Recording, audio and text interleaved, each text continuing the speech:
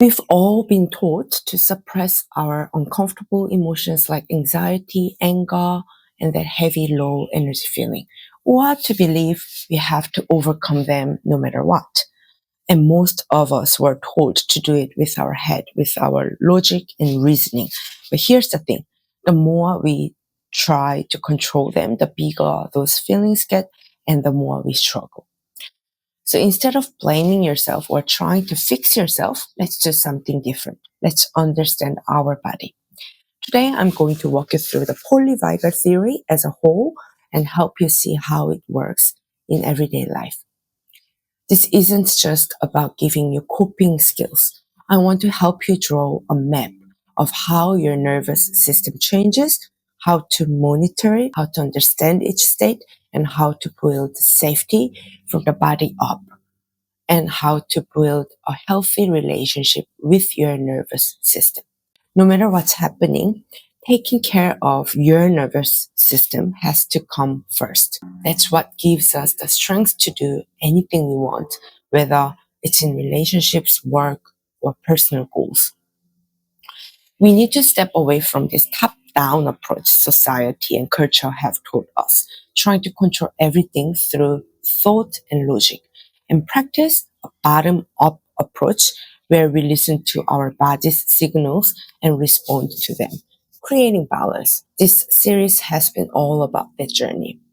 So chapter 1, the importance of monitoring and why monitoring matters.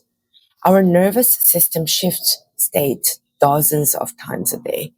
But if we've lived with anxiety for a long time, we can easily mistake it for I am anxious person all the time. I am broken all the time. That makes us feel even more unsafe. If I'm always anxious, I must always be in danger. The truth is, our bodies move through all different states, calm and connected, alert and ready for action, low energy and shutdown multiple times a day. When you start noticing that shift, oh, I'm not anxious all the time. Oh, I'm not always shut down either. You start feeling safer in yourself. Here's what that looks like. If a car suddenly cuts in front of me, my body tenses up.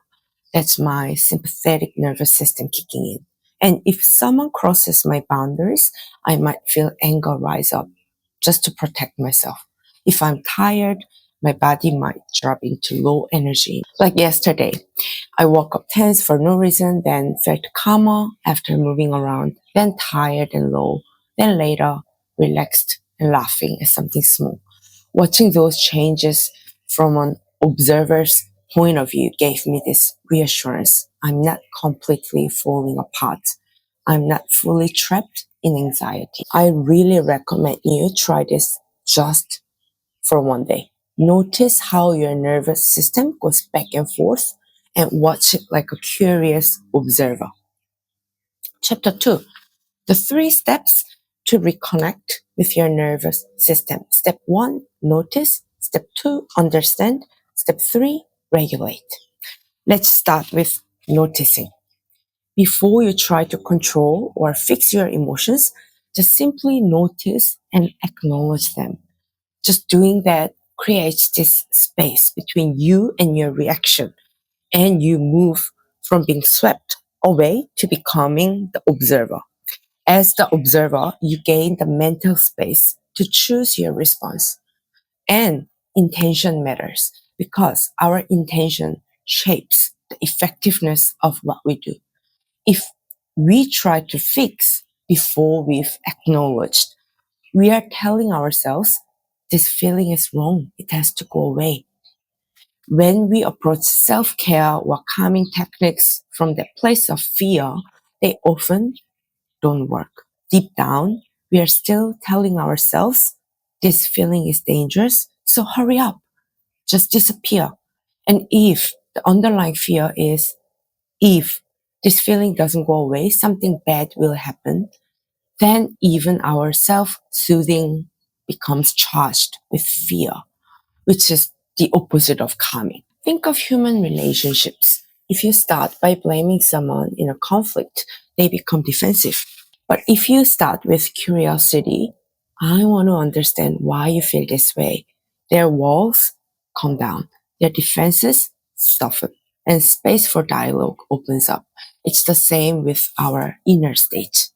So, first, notice, ask yourself, what state am I in right now? Then acknowledge it. Ah, this is how I am feeling today. You might even say, my nervous system is responding like this right now. Give it a name. Understanding is next. Ask, what might have brought me into this state? Again, ask it with curiosity, not criticism.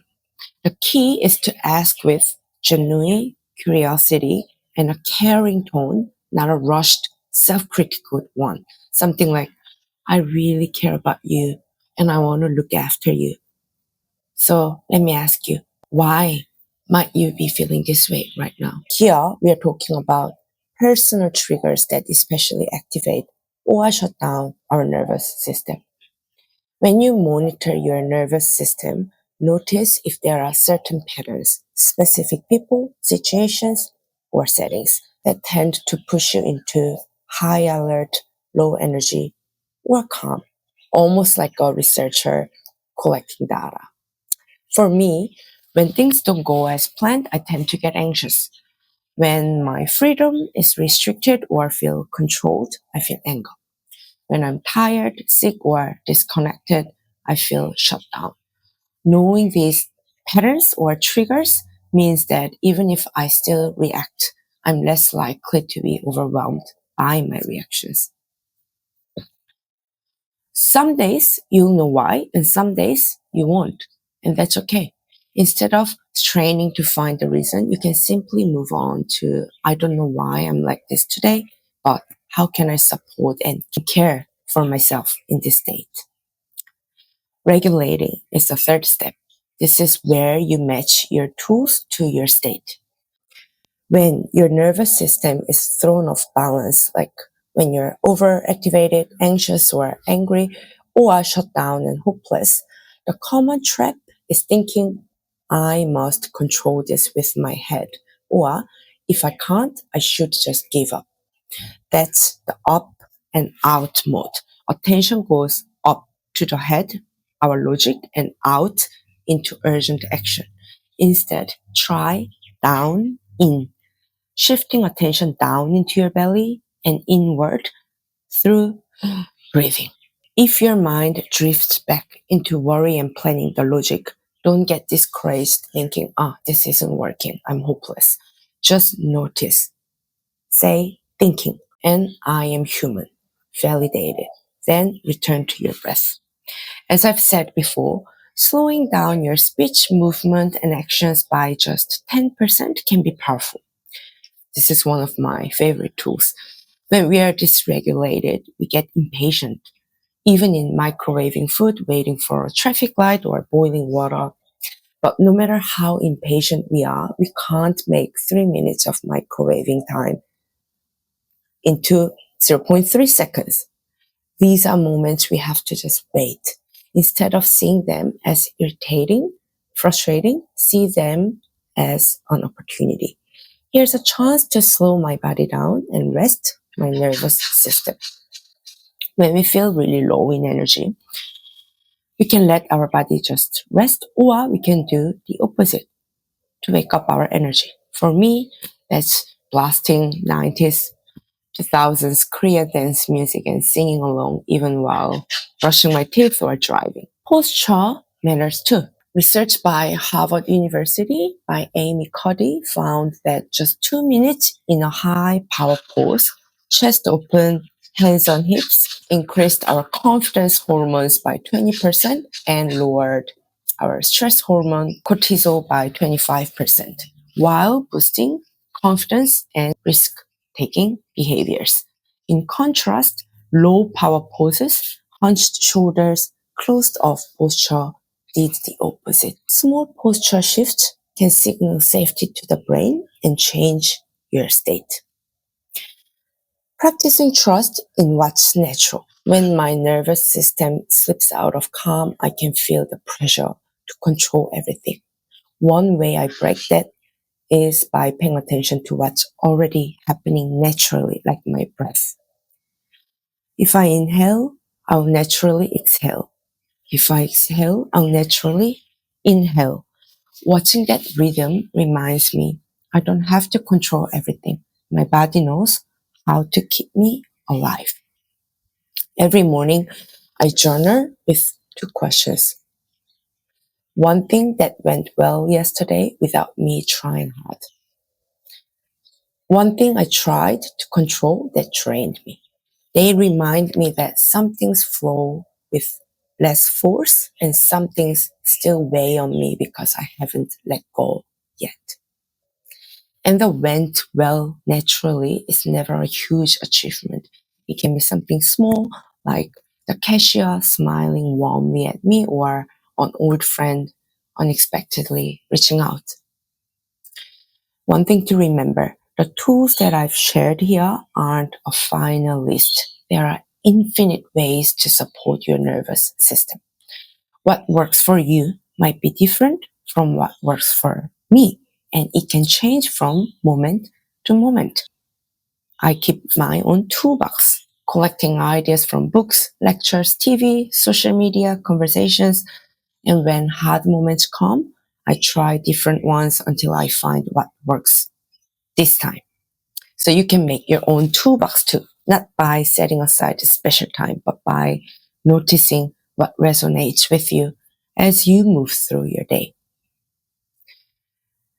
In closing, the core message of this series is this: we shouldn't be controlled by our nervous system, completely overwhelmed by anxiety, depression, or anger. And we also shouldn't try to perfectly control it as if those feelings are bad and must disappear.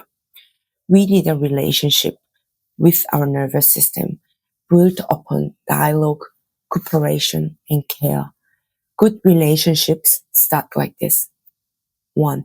Looking at your state with curiosity. 2. Listening, showing empathy. 3. Finding what helps together. Your nervous system is always responding to protect you. It's time to practice living alongside it.